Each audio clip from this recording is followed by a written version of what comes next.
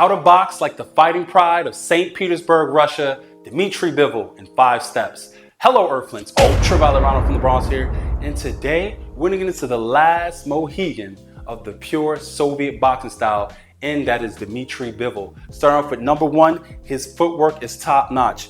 So in order to really get down what it is that he does, you have to understand where it's coming from, and it's coming from the Soviet school of boxing, which means it's always good to, when you're hitting, everything is coming off a defense, and your first line of defense is your footwork. So you want to get good in that box step, going back, going forward, going to the side, and just moving around normally. And as you get comfortable here and you're not crossing your feet, then you get into that pendulum bounce, having loose but rigid ankles. And everything from the style is coming right here, because that ability to dart and dash is quick, and you could come out to evade that danger. Now, keeping those loose but rigid ankles, but not too loose, because then there'll be no power in the punches, and not too rigid because it'll tire you out. And as you get used to here, then keeping that posture where it is, then you can dart forward and maintaining that stance and then going back, making it easier to attack and evade when necessary. So you just want to get comfortable in that pendulum bounce / pendulum step. That's where everything is coming from when he does the style. Number 2, his blocking / defense ability. Top notch. I know it may not seem like it, but remember, your footwork is your first line of defense. He keeps this right hand pinned on his head, and he uses this front hand as like a wand, a guide, a cobra-like type movement to strike you, and it catches you off guard. And then when he's moving, he's constantly shifting his weight. So he's constantly slipping if a punch is coming in. And at the same time that he's constantly slipping, he's picking off punches by parrying it, catching it on his elbows, or slightly darting back as quickly as possible. An opponent doesn't see it, and it catches them off guard. Number 3, his offense ability is bar none.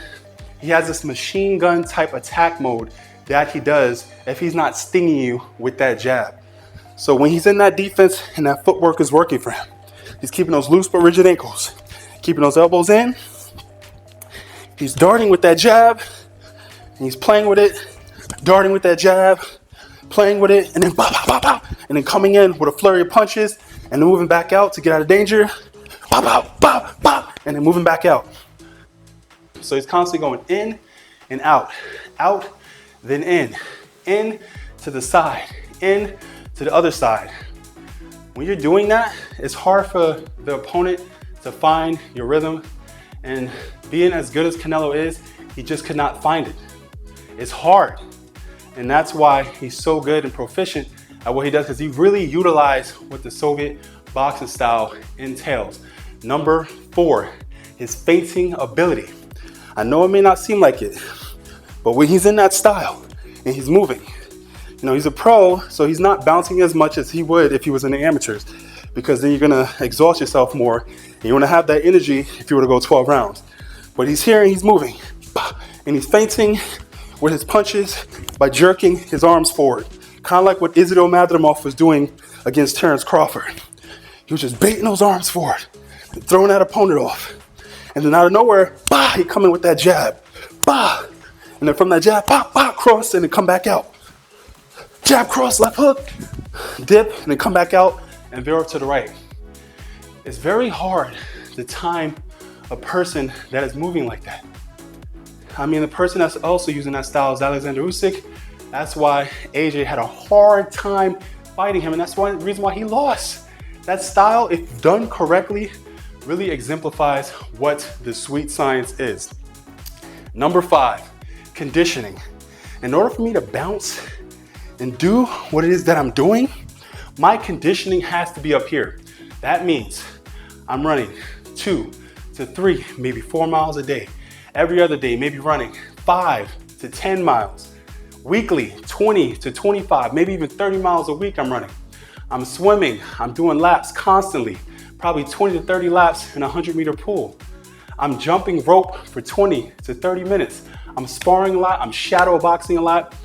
And if you look at his footage, he shadow boxes a lot and he runs a lot. And where he's from, in St. Petersburg, Russia, the mountains and everything he has playing on his side really helps with his lung capacity as well as swimming.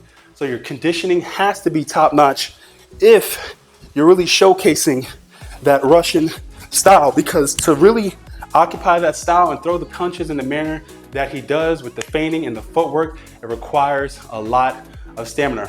I believe Dmitry Bivol is at the top of his game. I see him beating Dmitry October 13th. And what a lot of people don't understand, even though his boxing professional record is low, he had like 20 fights, his amateur record is almost 300 fights, almost 300 wins, 15 losses. That speaks for itself. And he is the last, truly, of the Soviet boxing style. And he is a tactician in the ring. Hopefully you got what you need to get out of this video. And if you liked the video, please comment and subscribe. Thank you for joining me on this journey to Ultraviolet. And if you want to catch more videos like this one, check out this video right here. And always work towards becoming your greatest version.